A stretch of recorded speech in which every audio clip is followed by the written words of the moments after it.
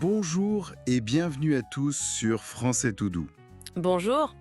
Aujourd'hui, on va explorer ensemble quelques expressions françaises, celles qu'on entend vraiment tout le temps. Ah oui, celles du quotidien, qui sont super courantes, mais bon, pas toujours dans les livres de grammaire classiques. Exactement. Alors, notre mission, si on peut dire, c'est de regarder de plus près poser un lapin, Mhm. les carottes sont cuites et avoir une peur bleue. Que des classiques. Et pour bien illustrer tout ça, on a une petite histoire. Avec un personnage, un certain Jolapin. Ah, le pauvre Jolapin. Raconte un peu, il avait un rendez-vous, c'est ça? Tout à fait, un rendez-vous hyper important avec Lapine, une dégustation de carottes, je crois, rien que ça. Ah là là. Mais évidemment, tout ne se passe pas comme prévu. Bah non, catastrophe. Sur le chemin, paf, il tombe nez à nez avec un chien énorme, terrifiant. Oula, écoutons ce qu'il raconte. Il est encore tout chose, le pauvre Jo. Voix de Jo Lapin, tremblant. Oh là là là, mais ce chien, j'ai eu une peur bleue. J'étais paralysé, quoi. Impossible d'avancer. J'ai juste fait demi-tour et j'ai filé. Pauvre Lapine. Je lui ai posé un lapin, c'est affreux. Elle doit m'attendre là. Ah, j'ai tout fichu en l'air. C'est sûr, pour moi, les carottes sont cuites. Fini. Plus jamais elle voudra me revoir. Ouf, quelle aventure pour ce Jo. Mais c'est parfait pour nous, ça. On a bien entendu les 3 expressions « avoir une peur bleue »,« poser un lapin » et « les carottes sont cuites ». Pile poil. On commence peut-être par poser un lapin. Ça semble logique après l'histoire de Jo. Allons-y. Alors, poser un lapin, c'est simple. Ça veut dire ne pas venir à un rendez-vous. Et surtout sans prévenir la personne qui attend. Comme Jo, quoi. Trop effrayé pour continuer, il a laissé Lapine attendre toute seule. C'est ça, la pauvre. L'origine est assez marrante d'ailleurs. Ah oui, oui. Ouais, ça remonterait au 19e siècle. Apparemment, ça avait un sens un peu différent, une histoire de ne pas payer une femme pour ses faveurs. Enfin, un truc un peu daté, quoi. Ah, d'accord. Bon, heureusement, aujourd'hui, c'est plus large. Ça concerne n'importe quel type de rendez-vous manqué. Oui, heureusement. Que ce soit un ami, un réparateur... N'importe qui. Tiens, imagine la scène. Paul attend Marie devant le ciné. Voix de Paul, impatient. « Oh là là, Marie, mais qu'est-ce que tu fais? Ça fait 1 heure que je poirote, là. » Oh, Paul, je suis désolée. J'ai eu un problème de dernière minute et puis mon téléphone, plus de batterie, la totale. Mais voyons, la bonne excuse. Tu m'as encore posé un lapin, c'est ça, oui? C'est pas la première fois. Voilà, typique. Et attention, si c'est toi qui attends, tu ne dis pas « j'ai posé un lapin ». Mais... Ah oui, on dit « je me suis fait poser un lapin ». Par exemple, j'attendais le plombier toute la matinée, il n'est jamais venu, je me suis fait poser un lapin. Exactement, ça arrive plus souvent qu'on ne le croit malheureusement. Bon, on passe à la suivante. Les carottes sont cuites. Ça sent pas bon, hein? Carrément pas. Ça sonne très définitif. Ça veut dire que c'est fichu, quoi. Qu'il n'y a plus d'espoir. C'est tout à fait ça, la situation est désespérée, c'est trop tard, il n'y a plus rien à faire, c'est fini. Comme José qui pense que sa relation avec Lapine est ruinée à jamais. Et les origines, là aussi, c'est intéressant. Oui, il y a plusieurs théories. Une qui revient souvent, c'est le lien avec une expression plus ancienne. Avoir ses carottes cuites. Ça voulait dire être mourant, être sur le point de passer l'arme à gauche. Ah oui, l'idée du dernier repas peut-être. La dernière pitance avant la fin. Peut-être, oui, c'est une piste.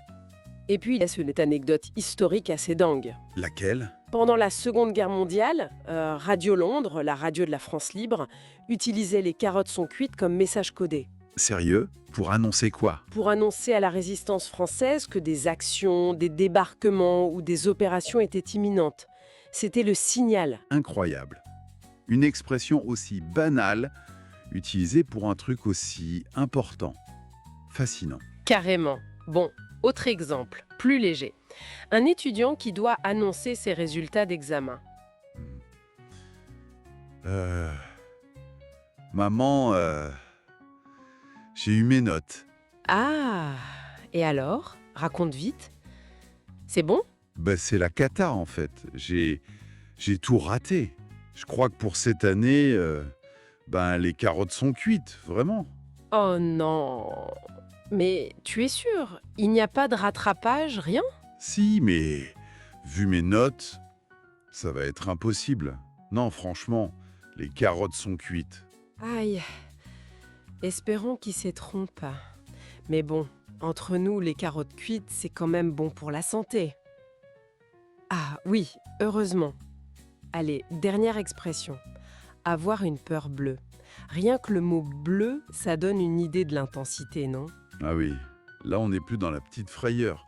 Avoir une peur bleue, c'est être terrifié, mais vraiment, pétrifié par la peur. Comme notre pauvre Jo face au chien. Mais pourquoi bleu? Ça vient d'où cette couleur associée à la peur? Alors ça, c'est super intéressant. Ça viendrait d'une réaction physique, physiologique même. Quand on a une peur très très intense, ça peut littéralement couper le souffle. Ah oui, Oui, on manque d'oxygène, et ce manque d'oxygène peut entraîner un léger bleuissement. Une cyanose, comme on dit en médecine. Surtout au niveau des lèvres ou du bout des doigts. ah d'accord. Donc c'est basé sur un vrai phénomène physique. C'est fou ça. Et oui. Allez, une dernière petite mise en scène pour la route.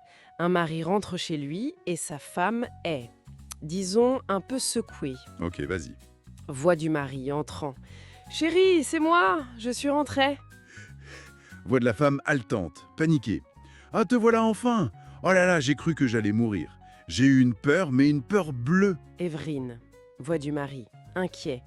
Oh, doucement, doucement. Qu'est-ce qui s'est passé? Tu es toute pâle. Voix de la femme. Une araignée. Une araignée énorme. Là, dans la salle de bain. J'ai hurlé. Une peur bleue, je te dis. J'en tremble encore. Évelyne, voix du mari, un peu soulagée. Une araignée. Ah, d'accord. Bon, elle est partie au moins? Oui, j'ai réussi à la chasser, mais une peur bleue, vraiment. On comprend bien le sentiment. Ça marche pour les araignées, les serpents, avant un examen important, en avion pour certains. C'est vraiment la panique, quoi. Voilà, je crois qu'on a fait un bon tour d'horizon. Poser un lapin, ne pas venir à un rendez-vous sans prévenir.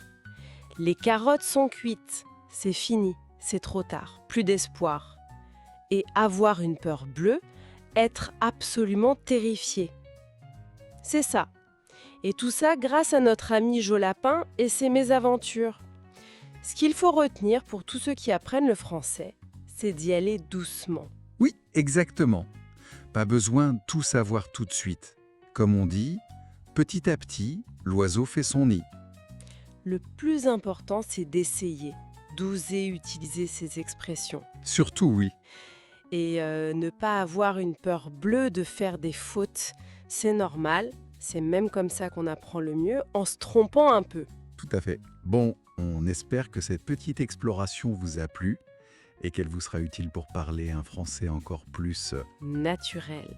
On vous donne rendez-vous très bientôt sur Français tout doux pour d'autres expressions ou d'autres points de langue. Et surtout, la prochaine fois, ne nous posez pas un lapin, hein. Sinon pour nous. Et les carottes seront cuites. Allez, salut! Salut!